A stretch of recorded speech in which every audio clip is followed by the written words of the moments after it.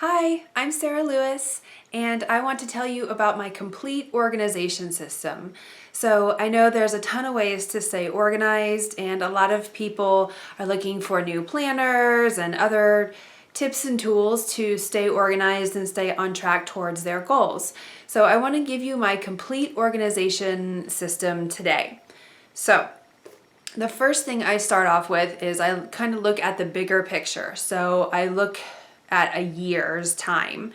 Okay, so every year at the end of the year, like that week between Christmas and New Year's, I start working on an annual plan. And part of that annual plan is to develop my big five for the year.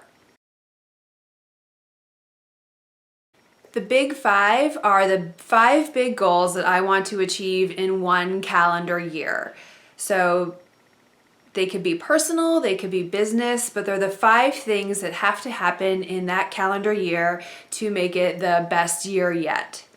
So those kind of guide my overall theme of the year. I do also pick a word of the year to kind of, again, guide how the year is going. So each year starts off with the big 5. Next, I break it down into quarters. So each quarter I do a blue sky day. Now a blue sky day is a day where I get to reflect on the previous quarter. So at the end of each quarter, or maybe the beginning of a quarter, I sit down and I take a day where there's no emails, there's no administrative work, none of that. So there's no distractions of clients. So for me, that usually happens on a weekend. But if you have a flexible schedule and you can take a day off, like on a Wednesday, and you just want to take the day, just to spend it in quiet and solitude and journaling and asking yourself questions, you can totally do that. So I do that blue sky day and I ask myself questions about how the previous quarter went and what I want to see happen in the coming quarter. Plus, I review my big 5 to see if I've made any progress on those big 5. So it always starts off big and then kind of chunks down, but I never lose sight of those big 5 for the year because that's what I really want to achieve in a calendar year. And rather than getting overwhelmed by like 1 to 5 huge tasks for the year, I start breaking it down into little pieces. So we've got the big 5, we've got the blue sky day done every quarter, right? So there's 4 of those a year. And then next up is the monthly plan. I do use a planner, and I know there's tons of planners out there. The one I use is the Rise and Shine planner. So really pick any planner you want. The planner that you're using doesn't matter. What matters is that you're actually using the planner. You don't just buy it and that it sits empty or gets filed away and you never pick it up again for the year. So for the month, I sit down and I write out, I plan all the emails I'm going to send. I try to send emails once a week to my email list. So those all get planned out, the subject lines, the general content idea, and what days they're going to be sent on. So for me, my emails go out on Wednesdays. So I schedule out okay, this is the topic that's going to go out this Wednesday. This is the email that's going to go out the following Wednesday. That's all get planned out on a monthly basis. Also, my social media content, and if I'm doing a content day, where a content day is I do several videos all at once, or I write out several posts all at once and kind of batch them together. Those then get planned out on a monthly basis as well. And then any advertising, like Facebook ads. I do run Facebook ads on about a monthly basis. So those get scheduled and planned out on a monthly basis. And again, it all gets written down here in my planner.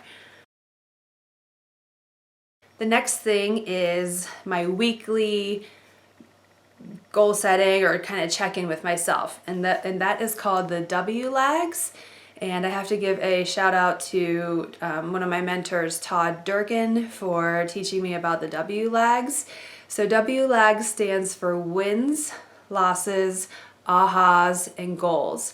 And you do them on a weekly basis. So I either do these on a Sunday night or maybe a Monday morning. And it's just a journaling exercise. You just write down what your wins were for the previous week, what your losses were for the previous week, any ahas or deep thoughts that you may have had or like realizations, and then your goals for the coming week. So essentially it's a little bit of a weekly planner tool that you're writing out your WLAGs on a weekly basis. The last thing I do to stay organized is my daily to-do list. And I'm the type of girl who likes pen and paper. So my my daily to-do list is written down on a fun piece of stationery. I absolutely love office supplies. So it's like fun colored paper with maybe some motivational words on it and a fun colored pen. And that way I can see them. They're sitting right there in plain view, like right on my desk. So because I'm in front of my desk, see, there's one example here. And on it is to do this video that I'm videoing right now. So I like to write down, you know, my everything for the week, and then also for the day. And then I just like, of course, scratch them off, because there's no better feeling than that, oh, I was productive and I'm gonna scratch this off my list. So I, scratch them off as I go. So some things go to pen and paper. A lot of things for me go to pen and paper. But if you want to use a digital product, like an app or software or whatever to keep you organized, that's totally fine. I just get such satisfaction in actually writing things down with pen and paper. I just like that feel. So I hope that helps you. That's a lot of things to keep track of. So maybe you want to save this video for future reference. But I think the most important thing with staying organized is that you're doing it consistently and that you're reviewing those larger goals so that you're staying on track, so that you have like a measure of progress of how you're doing. Okay? So don't let those bigger projects and things just kind of set off to the side. It's regularly checking in with the things that are going to help you progress and move forward. I hope that helps, and I will see you next time.